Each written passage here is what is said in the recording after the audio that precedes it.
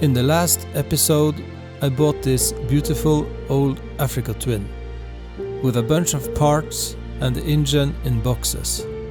I also started preparing for putting the engine back together. In this episode, I start rebuilding the engine, I do some measurements, and I also guide you through how to rebuild the water pump, which is not explained in the service manual. At the end, I will take you for a tour in my garage and show you what other bikes I currently own. It's winter time and I really love working on this bike when it's too little snow to ride my snowmobile. So I really look forward to the spring.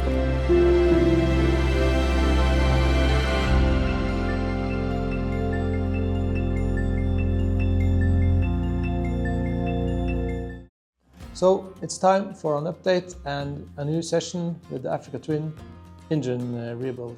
Today's plan is to try and get the broken bolts out of the cases or the casing, and then I'm going to do some measuring.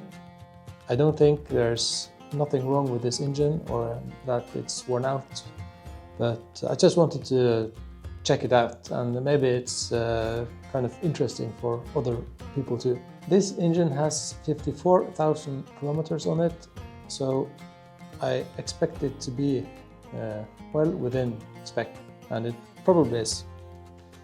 So let's just get back into it. The first bolt is broken just at the top of the surface, so I'm going to weld a nut to it and see if it will loosen. The heat will also help to loosen the bolt, hopefully. I'm using 6882 tool electrode, which is meant for basically making tools or modifying tools, and the nuts are stainless, because that's what I've been taught to use.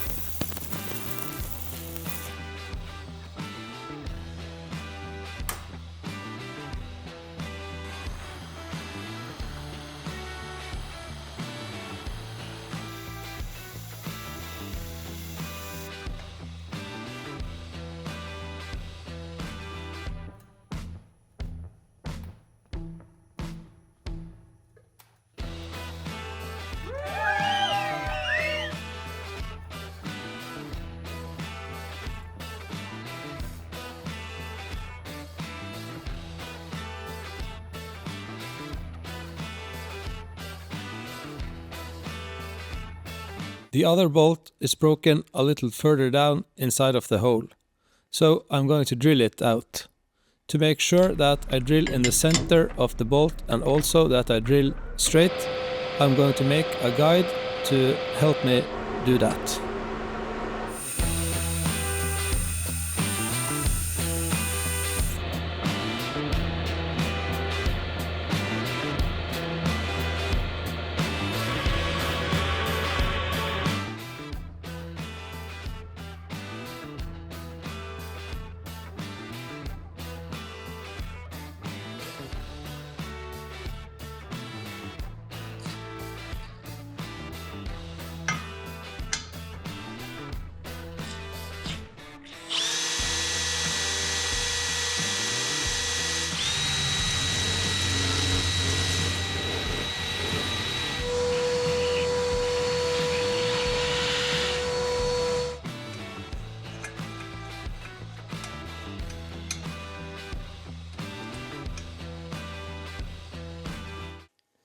So that bolt was a little stubborn to get out, but eventually I got it.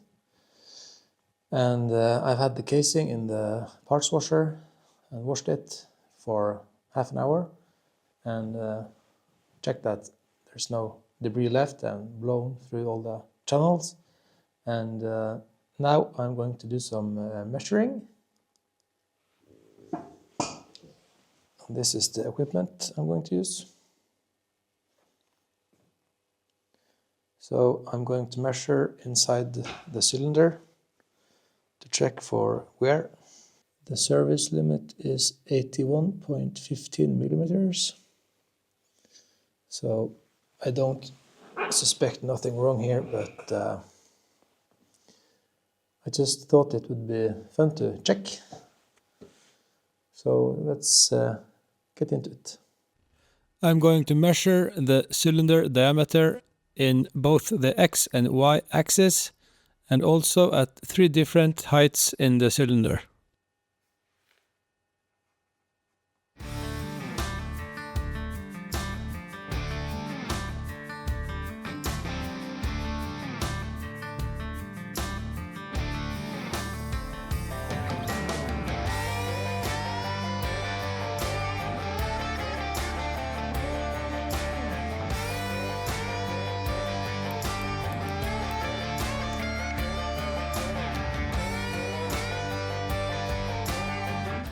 So I measured the pistons also, and now I'm going to check all the ring end gaps.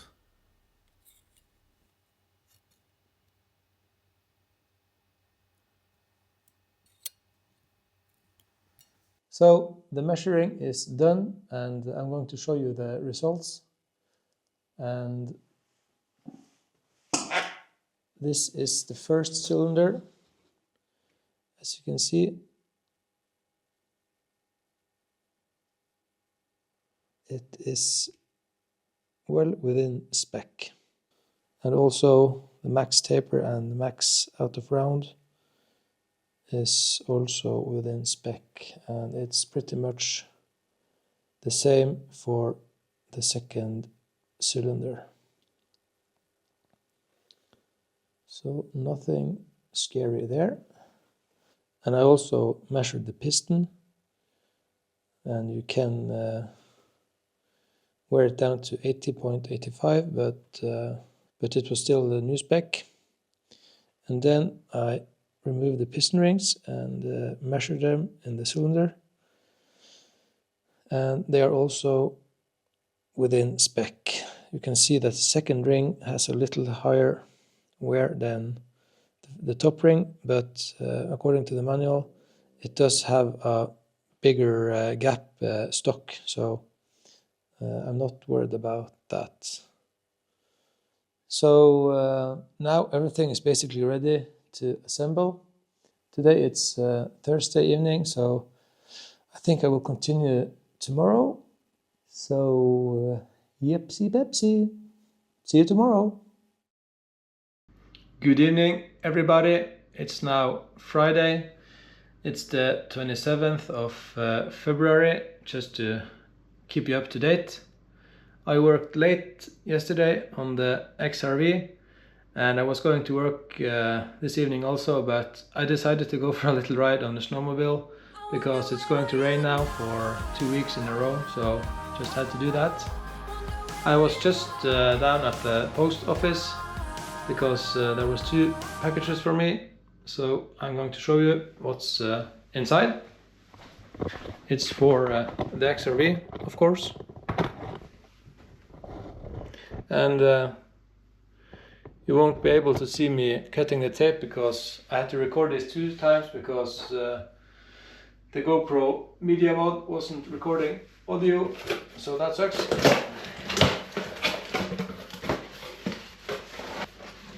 So this is a rebuild kit for both of the front calipers, and this is new rear wheel bearings and seals, fork seals and dust seals. I'm going to rebuild the forks also. Steering stem bearings, I do believe that the stock bearings are roller type bearings, and they are old, probably rusty maybe, so I'm going to replace them. New front wheel bearings, going to replace them also. Rebuild kit for the rear caliper, and a new fuel filter. So here we have a new rear wheel tube. It seems to be very heavy duty, kind of heavy. And here is front wheel tube. It's also heavy duty. I bought this from a motocross store in Norway. And at last, least but not last, new rim bands for the rims to prevent the tubes from getting pinched by the spokes. So that's it. Now I'm going to have some supper and enjoy this evening. And today I'm having what we call farmer's omelette with potato in, and of course vegetables. So, see you tomorrow. Good morning, guys. I'm back at the shop, and before I start assembling the engine, I've decided to rebuild the water pump, because it came with a new kit, replacing the shaft, bearings, impeller, and also the mechanical seal. So I'm going to have to make some special tools in order to do that in the correct way. So let's get going. First I'm going to just throw it in the parts washer, because it's kind of dirty. I like to work with things when they're clean, so let's do that. So I got the pump cleaned up a little.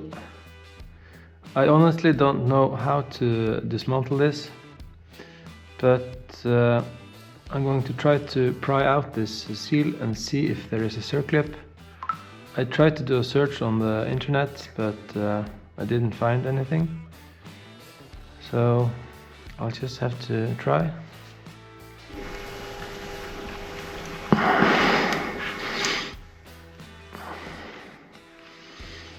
Maybe I can grab it with some pliers. Yes. Okay, so no circlip here. Okay. I did see a video on a guy rebuilding a VFR pump, and he pressed it out this way. So I guess that's the way I have to do it. It's kind of strange that there's nothing positioning the shaft. So just to be on the safe side, I'm going to measure how much this shaft protrudes from the housing, so that I will be able to get it on the exact same spot. 11.80 ish. Okay, so I'm going to make a tool to press this out. So that's 12, and what's the shaft? Okay, let's see how it's. Okay, it's 26.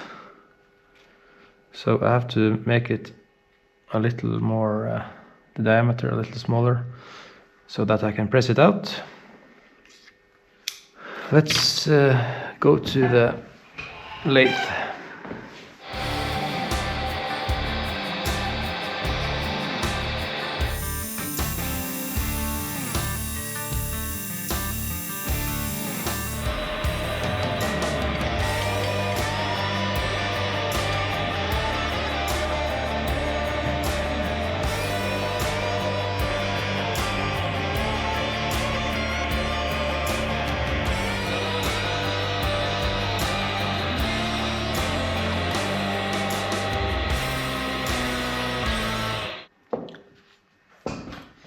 So this is the tool I made.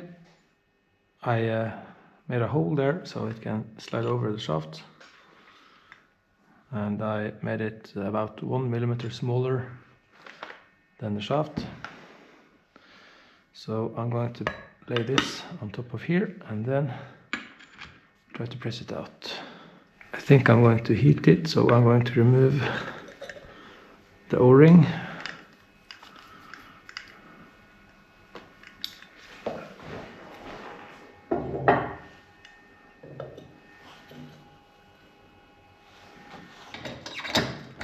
So I'm going to put a little pressure on the shaft and then start to heat the housing of the pump. When you do it like this, often when the housing gets hot enough and expands, the shaft will suddenly loose and you will hear a knock or a bang sound. And when it does, I will just try to push it out as fast as I can.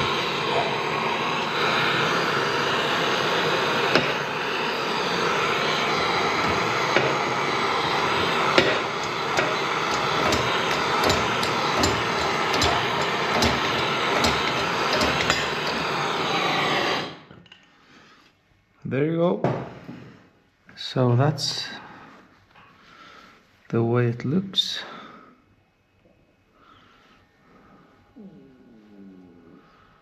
Okay, I don't need any of this. So I'm going to clean this house properly now, and then I will be putting it back. This is the mechanical seal. It's ceramic. I don't know the correct word for that. It's very important to keep these surfaces clean, and also the mating surface on this part. If you touch it with your fingers or any oil, you just wipe it off with some brake cleaner.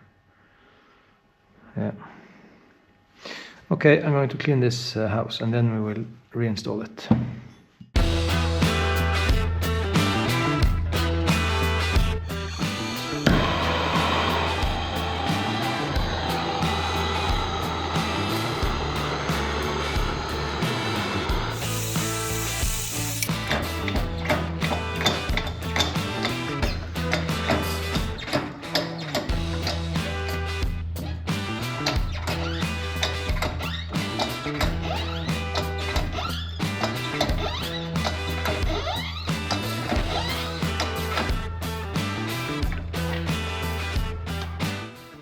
$11.5, 12. That's perfect. So now I'm going to install the mechanical seal.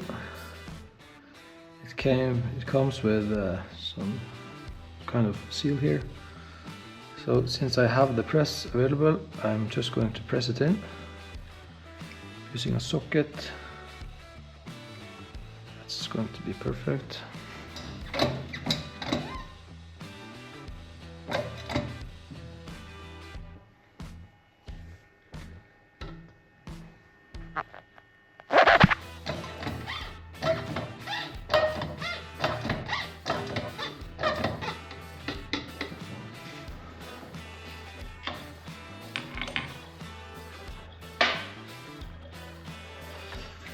Like so. And now I need to install this other mating surface inside the impeller.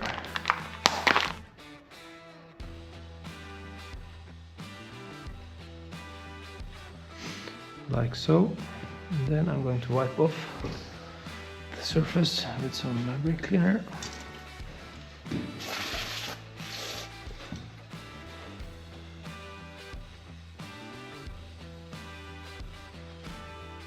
Also on this side.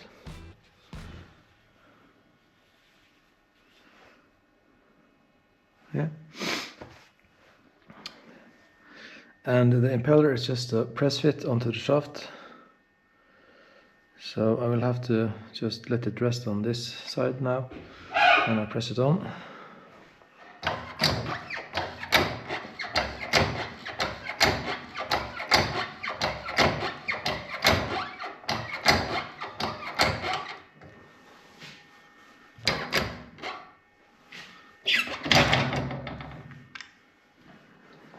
And now the final part is installing the seal.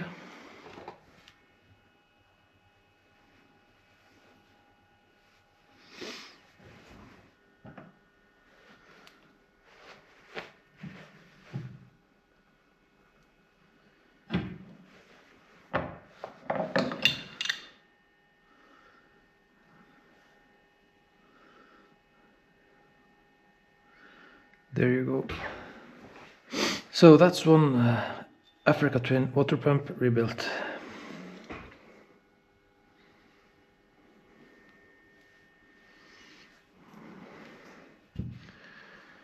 So I rebuilt the water pump, so that's done. I also replaced the O-rings on the pipes, on the cylinder heads and the cylinders. So that's ready. So now I'm going to start installing the bearings in the case. But first I'm going to remove the countershaft seal, and I'm also going to remove the shift axle seal because I noticed that there's a tear in it. So yesterday I ordered both of the seals and the two bolts that I removed the other day, so that I get OEM bolts.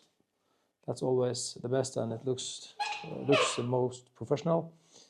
I also triple checked the axles that everything is facing the right way, and the service manual also specifies which way all the washers and the circlips should be facing, because there's a sharp edge and a beveled edge on all the circlips and the washers that comes from when they are stamped out of the metal when they are made. So the beveled edge should always be facing against the thrust side or against the side that rotates. So that's something to keep in mind. Also, when I work inside a case like this, I try to make sure that all the tools that I use are clean so that no dirt can fall into the cases, especially if you're going to hammer something. Make sure everything is clean. So let's find these bearings. This is the new countershaft bearing.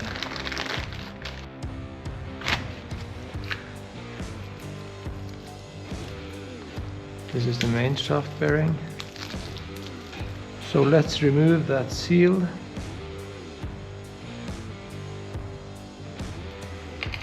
And the seal is supposed to face inwards, or yeah.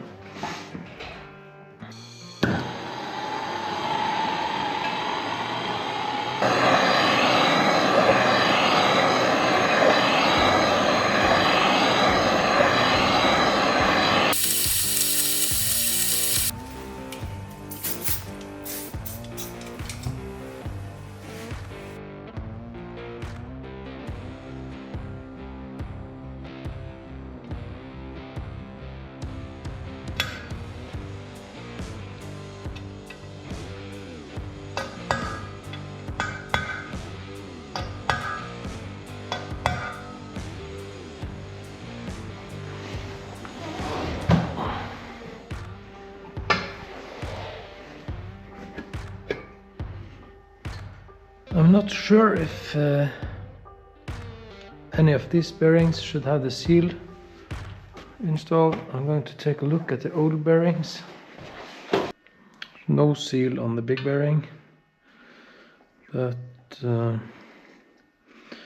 this one has a seal. I bet it's going to sit the same way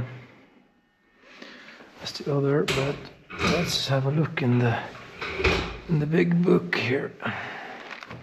I found a picture from my other XRV when I had the cases apart, and you can clearly see that the seal is facing towards me. So I'm putting it in that way.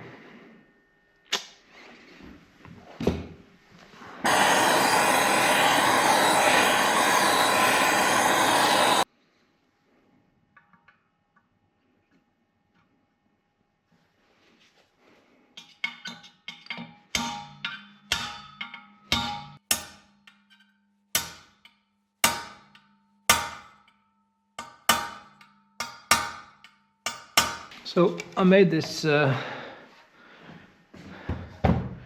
rig here to make putting the engine back together more easy. Kind of works maybe, I haven't tested it.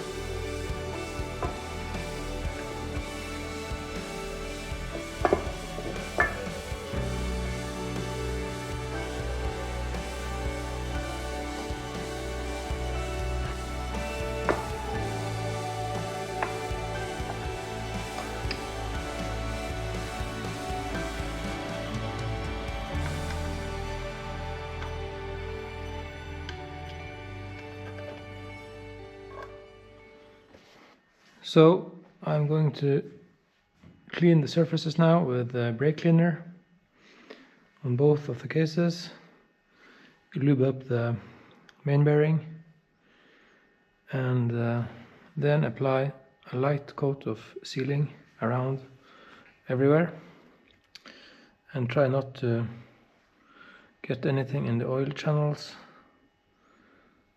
So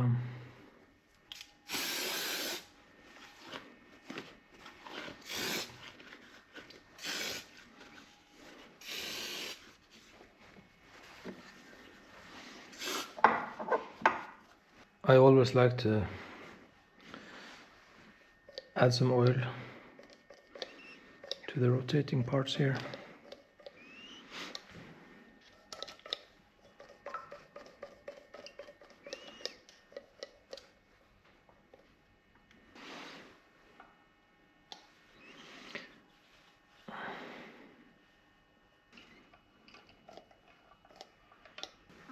So I'm using Loctite quick gasket. It's a good one.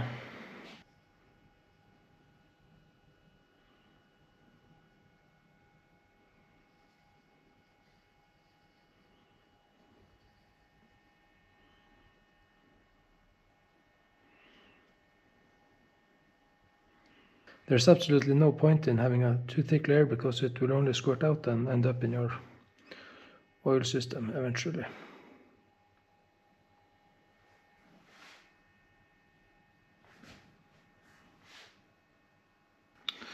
That should do it. So I have all the dowel pins installed. There's just 2. Now I also pay attention that no oil drips from these bearings onto the sealing surface. And you also have to turn the shift drum to a special position so that it can fit through. Maybe like so. I think so. Yeah, we'll just have to see.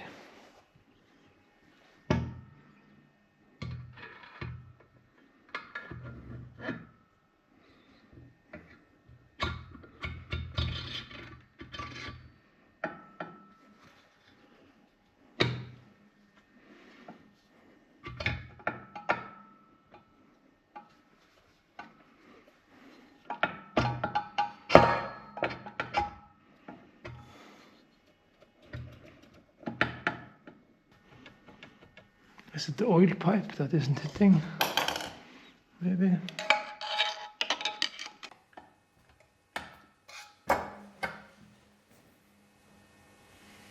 It was the oil pipe that wasn't hitting.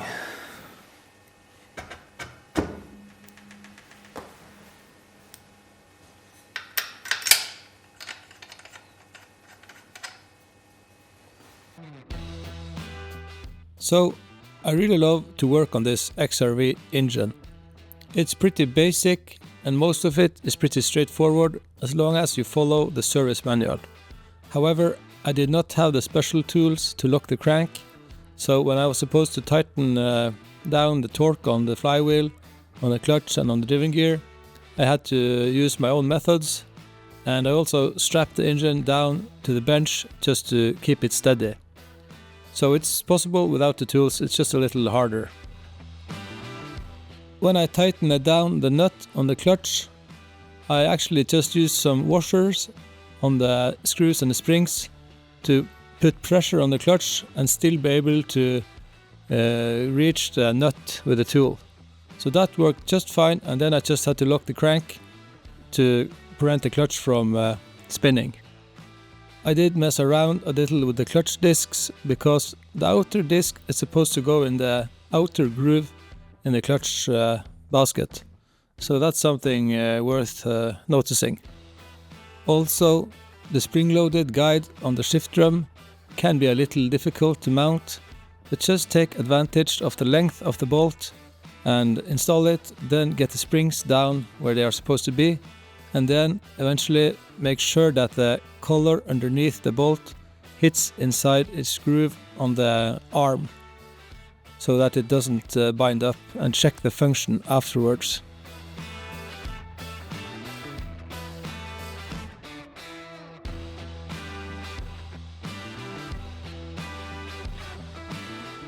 So here's how I tightened the flywheel, just a big wrench directly on the flywheel, and yeah, works fine. Some of you guys may wonder, why didn't I check or measure the rod bearings?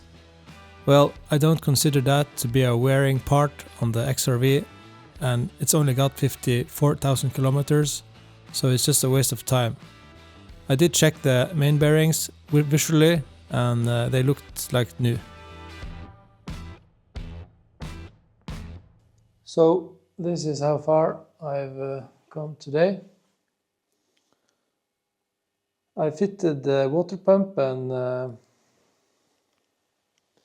basically all that I can fit. As you can see, the seals are missing, but I have new on the way. So that's where we are at right now. So the clock is now 9:30, and I'm going to call it the day. I don't know if this is going to be the end of this episode or not, but if it is, I hope this wasn't too boring with too much technical stuff. And in the next episode, we will be finishing off the engine, adjusting the valves and everything, and probably start putting it back into the bike, I think. So I'm really looking forward to that. And thank you so much to all of you who have been watching and liking and subscribing and everything. Really appreciate it. And of course, remember to like and subscribe as always to all of you other guys. So until next time, we are out. So as some of you may know, I have some other bikes too, and I just wanted to give you a little tour in the garage, or it's more kind of a shed because it's a very simple thing, but it keeps my bikes dry. So let's see. So here they are. We'll start with this WR or VR450. that I ride in the winter with the studded tires. And here is the Africa Twin RD07. So you can see it hasn't been washed before I tore it apart, but that's not an issue. So here it is. And in the corner here is my very first moped, the Suzuki CR50S. I've had a lot of fun on this. Now it's more like a, it looks like a rat look bike. But and here is the Tenere. It's now got around 20,000 kilometers on it. I've ridden 16 of them since Kenneth rode the other 4. And here is the other Queen, the 2001 RD07 that I replaced the second gear on 2 years ago now, till the summer. And here is my CRF 1000 Adventure Sports. I've ridden 35,000 kilometers on it now. And I also kind of have a little surprise here in the garage. It's not that much of a surprise, but it's a new bike that I haven't mentioned to anyone yet. And it's this one. It's a 2017 KX250F. I got this cheap in Tromsø, and the engine is supposedly freshly rebuilt, even though the bike doesn't look that mint, but engine is good and starts very easy and runs good.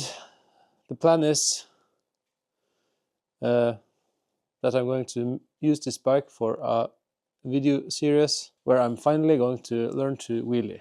So that's going to be interesting. I have done a lot of wheelies before, but never to the point where I learned to use the rear brake. So I want to try to learn that. Yeah. So that's going to be cool. And also in front of the KX250F here is a 1993 KX125. This is the very own bike that I had when I was 14, and I sold it when I think I was 16 or something, and then it's been on its own travel in Norway, but it still has the same plastics and graphics that I put on it, and it's been sitting in a basement for 16 or 17 years without being used. So it still runs, and I had this engine apart 3 times when I had it because there was a washer missing in the transmission that caused the transmission to lock up. But eventually I found out and fixed it, and it has been running since, except for the time it has been sitting. That's what I have in the garage. And I also I almost forgot this little cutie here, the Honda PX. This was the very first moped I ever rode. I really love this bike. It's not the one I had because it was in such a bad state after sitting outside that we just had to throw it away. But this is another one. It's the same color and identical that I bought 2 years ago from southern Norway. So it's not mint, it's got some patina, but that's okay. And of course, since I live in northern Norway, I have a great passion for snowmobiles. And this is my 2019 Sidewinder MTX 162, 290 horsepower. So that's a pretty fast machine. It's a 50th anniversary edition. And since this basically is an Arctic Cat with a Yamaha engine, and I am a Yamaha guy. I also have this 2008 Yamaha Apex GT 40th anniversary that I bought last year, cheap, and it's basically mint. It did have some electrical issues that I fixed. I really love this sled with the Yamaha R1 engine. Yeah, it's yeah. And also here is my snowblower. This is a Yamaha YS828 that I bought just a couple of months ago as a wreck, and then I rebuilt it. Everything is powder coated. I got some new stickers for it, and I also got these stickers here custom made from a company here in town. So yeah, some of you guys may be a little more interested in this RD07A. So here it is. I might be using one of the seats that I got with the RD07, the white one, on this one, because the seat is kind of starting to tear apart. So yeah, can't wait till summer. So that's it from the shed. And the nice thing about where I live is that it's a military area, very highly guarded and secure, so nothing ever gets stolen here. That's nice. Yeah, anyways, it's Sunday, and I don't have anything more to do on the engine except installing the cylinders. I have to find out about the gaskets, but I think they are okay, the cylinder gaskets. So now I'm going inside and going to spend the rest of the day editing. So yeah, and I forgot the last bike that I also have to show you. It's sitting in my basement. It's this one. It's the 93 KX500. This is a mean machine. Right now I'm waiting for a new rear shock because the previous owner installed the wrong shock, so there's no space for the pipe to go in between here. That was kind of a bummer because I got a new Pro Circuit pipe and silencer from the US, and I was really eager to get this back on, but didn't fit. I kind of have found a new shock, but I'm still trying to convince the guy to sell it to me because he has a parts bike and he wants to sell everything, but I'm trying to make him sell me only the shock. So yeah, let's start editing. Ciao.